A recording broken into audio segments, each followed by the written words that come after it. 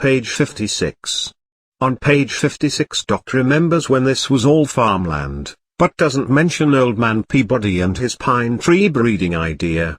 Marty asks if the car runs on unleaded gasoline. Unfortunately, no, says Doc, I tried that in the beginning. That was a dream that just wouldn't come true, to have this device run cheaply and simply.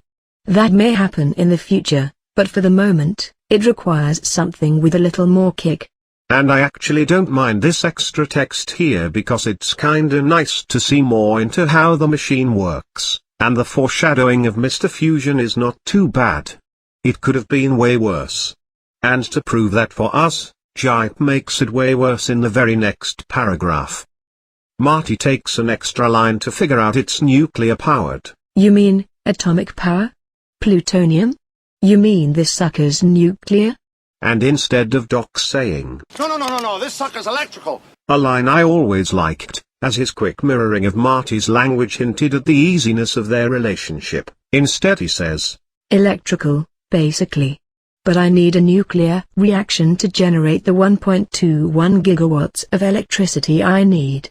The flux capacitor stores it, then discharges it all at once, like a gigantic bolt of lightning. It's quite efficient. And this is the worst. It is so much the worst that I will tell you why in list format. Number 1. The flux capacitor is no longer the brilliant magical piece of technology, the one thing that makes time travel possible. It's just a really good battery with a high discharge rate, and the actual breaking of the time barrier is done by some other part that's never mentioned. Number 2. Or are we to assume that simply having a lot of energy happen all at once sends you through time, and if so, how come people and buildings don't get blasted into the past when they're struck by lightning? Wait, maybe they do. Number 3. What the hell, you need to super foreshadow the lightning thing in the climax too. There are other literary techniques, perhaps you'd like to try some? I recommend Leetwort still. Number 4. Anyway, all the mystery and magic is gone, and I truly believe that if this line had survived in the film, we all wouldn't have latched onto the flux capacitor as what makes time travel possible, because it turned out all Doc needed back in 1955 was a really fancy battery. Number 5. This is weak. Number 6. This is dumb. I hate it. Ugh. Now I know how Star Wars fans felt when midichlorians were dumped on them.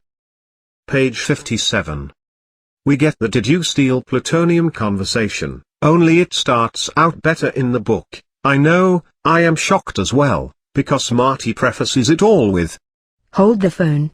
This plus small potatoes means that soon all of my awesome recovered retro slang is going to be because of one Martin Seamus Marty McFly, Sr.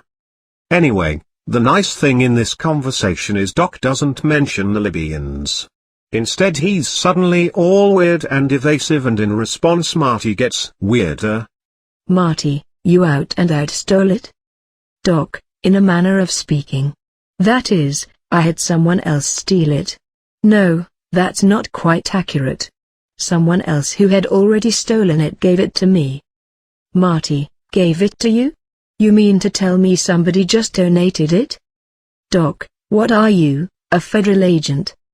Look, I don't want you to know too much. It might be bad for you. All I can say is that someone had this plutonium and they gave it to me for another project. I deemed that project not only less important than mine but actually harmful to the future of society. So I killed two birds with one stone by switching the plutonium from their evil project to my progressive and kindly project. Marty, you're not screwing around with our space program, are you? What? Why are we talking about the space program?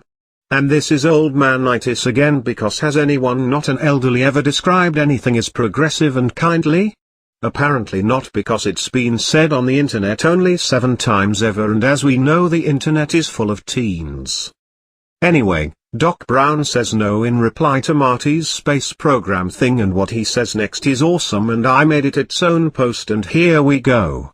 I consider the conquest of space a beneficial scheme. Quote by Dr. Emmett L. Brown.